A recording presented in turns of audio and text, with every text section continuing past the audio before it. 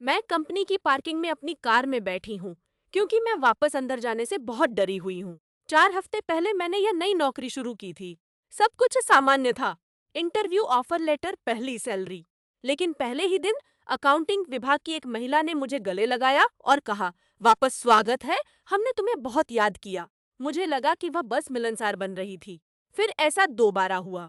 और फिर से आईटी विभाग के एक लड़के ने मेरे कुत्ते के बारे में पूछा। मेरे पास कभी कोई कुत्ता था ही नहीं। एचआर ने मेरे पति के बारे में पूछा। मेरी शादी कभी हुई ही नहीं। मेरे बॉस ने 2000 दान के एक प्रोजेक्ट का जिक्र किया जिसका नेतृत्व मैंने किया था, जबकि मुझे इस कंपनी के बारे में पता चलने से 4 साल पहले की वह बात थी। मैंने कंपनी की डायरेक्टरी चेक की। वहां मेरी एक फोटो है, एक ऐसी शर्ट पहने हुए जो मेरे पास है ही नहीं, और मेरी ज्वाइनिंग डेट 2000 लिखी है। एचआर ने मुझे 9 साल के परफॉर्मेंस रिव्यू और टैक्स दस्तावेज दिखाए। उन सब पर मेरे हस्ताक्षर थे और हस्ताक्षर बिल्कुल सही थे। फिर मैंने अपनी डेस्क पर रखी तस्वीरें देखीं। 2 बच्चे जिन्हें मैं कभी नहीं मिली। एक आदमी जिसे मैं पहचानती तक नहीं। अपने पुराने वर्क लैपटॉप पर मुझे एक पूरी जिंदगी मिली।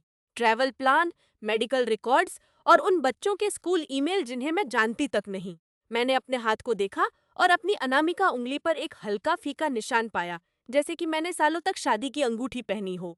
आज सुबह रिसेप्शनिस्ट ने पूछा कि क्या मेरी बेटी का बुखार उतरा।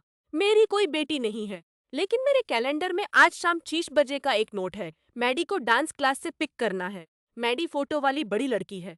उसकी आंखें मेरी जैसी हैं और उसके सामने वाले दांत में ठीक वैसा ही गैप है जैसा मुझे 7 साल की उम्र में मिला था। मुझे नहीं पता कि मुझे किसी और की जिंदगी में डाला गया है या मेरी अपनी जिंदगी चोरी हो गई है, लेकिन एक बच्चा डांस स्टूडियो में एक ऐसी माँ का इंतजार कर रहा है जिसका अस्तित्व ही नहीं है, और मुझे लगता है कि मुझे उसे ढूंढने जाना होगा।